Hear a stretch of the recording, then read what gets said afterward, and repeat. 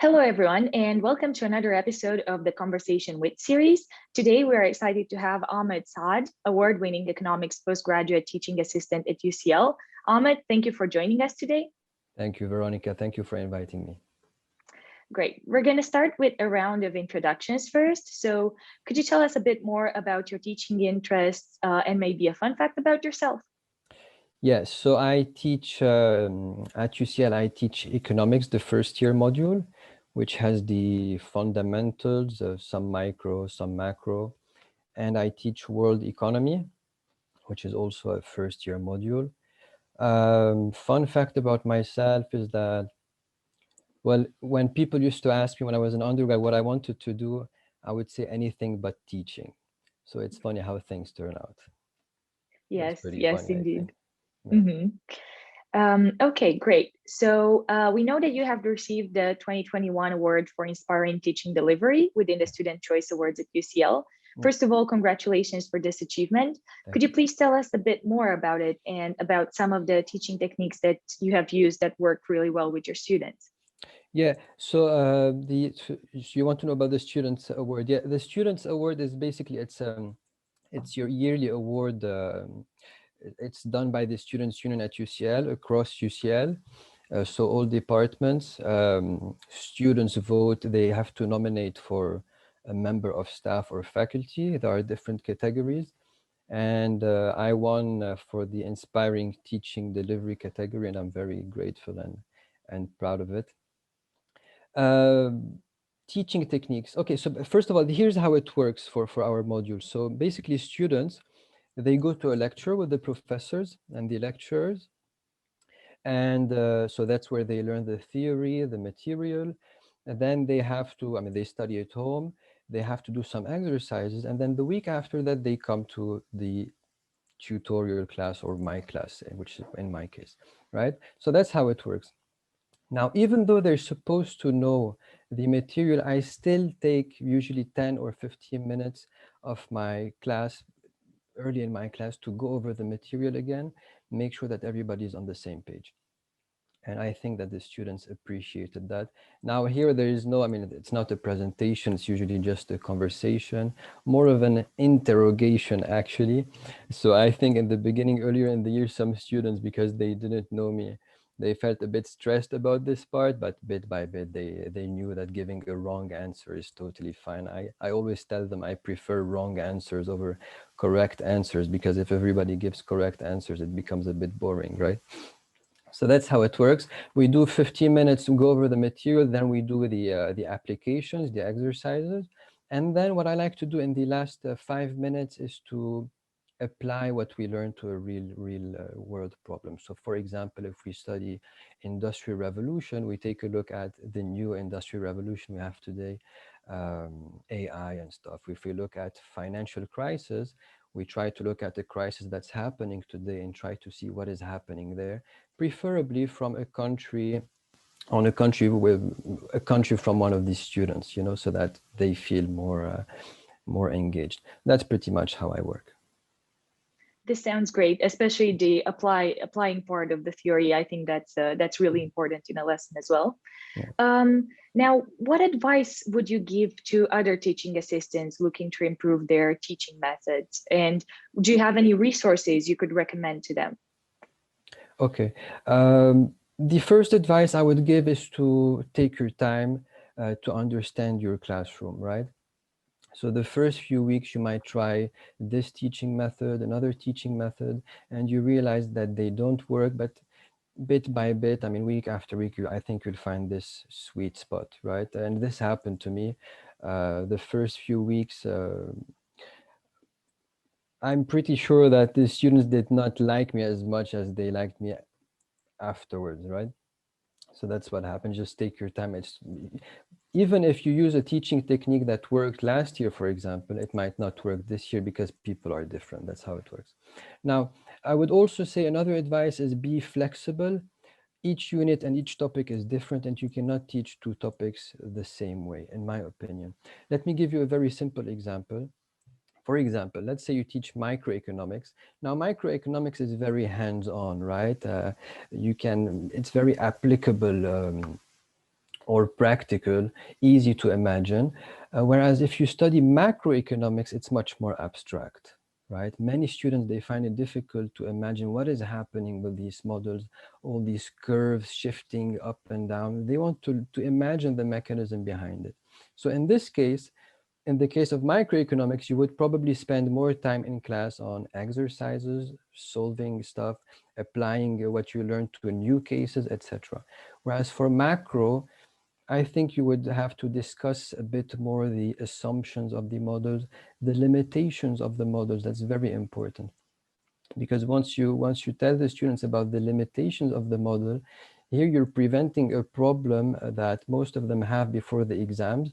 They go over the model and they think that I'm missing something here, right?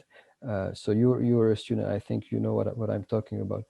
So just discuss it with them, not a PowerPoint, just a conversation. So that's what I do. And yeah, for each topic you have to be flexible. Mm-hmm. In Yeah, terms of, definitely. yeah, as you asked me about resources. Resources, to be honest with you, I use three resources. My first resource is my own experience as a student. So I've had amazing professors, and I've had not so nice professors. I mean, to give you an anecdote, I have a professor that used to teach me when I was an undergrad. I still have nightmares about her, right? So that's a big that's a big inspiration. The second resource, I would say, your professors now, the people you work with. I mean, you have some great people in whichever university you're in, so learn from them. I did this before I started. I watched some videos from the professors at UCL. And finally, and most importantly, student feedback, right? You need to know what the students want. As simple as that. Yeah, yeah, this makes sense totally. And now coming back a bit to, because you've mentioned how important different approaches are, Yeah. we were wondering, in terms of large group teaching versus small group teaching, how do you see approaching these types of groups differently, and how would you adapt content to each setting? And also, what were some of the challenges and opportunities that you have encountered in these types of different groups? Okay. Well, I didn't have a large disparity between my classes in terms of size. So I was teaching. I had 12 groups I was teaching across the two modules. The size would range from 15. I think the maximum attendance I've had was 30. So there was not really I don't know if it's considered small or large. But to address your question, even if classes are more or less the same size, you quickly realize that each class has its own environment. As you said, you used the term environment. Even if even if they're of the same size, even if it's the same module. So to give you an example, I would be teaching the same material to two groups, same week, right? And you realize that, okay, for one group, week after week, you constantly run out of time. Whereas for the other group, you're teaching the exact same things, but week after week, you finish early. So there is something happening there. And the reason is that I think week after week, each group forms its own classroom culture, right? Or environment, as you called it. And you have to adapt to it without trying to enforce change. If you study organizational behavior, I took a bit of organizational behavior when I was doing my MSc. You will see that this is a big topic there. Today you have all these tests about personality tests, Big Five, MBTI, etc. The point is that people are different and they affect each other and they create a culture, and you have to adapt to it. So, practically speaking, for one class, you might be able to use breakout rooms or PowerPoint. With another group, it doesn't work. So, yeah, that's in terms of environment. Yeah, yeah, I understand. And since you've mentioned how different things work for different groups, we were wondering in terms of student engagement, have you found any techniques or maybe online platforms that really helped throughout your groups? Or do you have any tips or tricks that you would recommend to other TAs? Uh, First of all, in terms of engagement, I'm lucky because I didn't have a problem with engagement this year. This year was online, so I know that many have had a problem with video, right? The students not turning their videos on. Luckily, I did not have this problem, so that's good. In terms of online resources, I generally don't like these things because I like to learn from experience as I teach, right? As I said, each group is different, so you might look for something online and it doesn't work. But let me tell you, okay, to be honest, first of all, in terms of classroom teaching regarding engagement, I'm not a big fan of PowerPoint. That's number one, right? Of course, you have to use it, but a tutorial class is not supposed to be a monologue, right? It's not supposed to be a presentation. That's number one. As a general rule of thumb, I would say for TAs, if you find yourself speaking more than students, then there's a problem. That's my opinion. Okay, so that's about PowerPoint. Another thing is that now you have these breakout rooms, right? For in online teaching.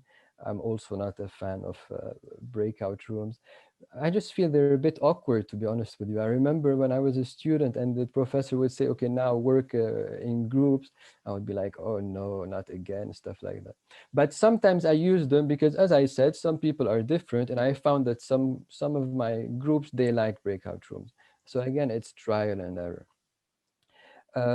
So that's about in class, I mean, practical stuff. Now, when it comes to engagement in general, what I have found most useful is to increase or to create a certain community between students. So I mean, this year I had more than 200 students. So you need to make them feel comfortable with each other, because you need to realize that if students don't engage in class, most of the time it's not a problem they have with the tutor. It's a problem they feel shy from other students or uncomfortable with other students. So what I did was I created a big Teams channel where we used to post some stuff. We did a debate. We sent some students to competitions, policy competitions in other universities. Many students did research with me in groups, so people get to meet each other and stuff.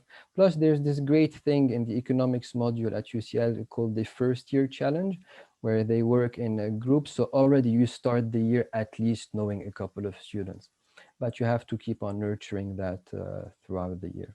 So again, in terms of engagement, I think feeling comfortable is more important than any online resource or anything really. Yes, I definitely agree. Especially as a student, I can confirm that. Yeah. Okay. Well, thank you so much. These were all our questions for today. So thank you for your answers and thank you for joining us. Thanks a lot, Veronica. I appreciate it.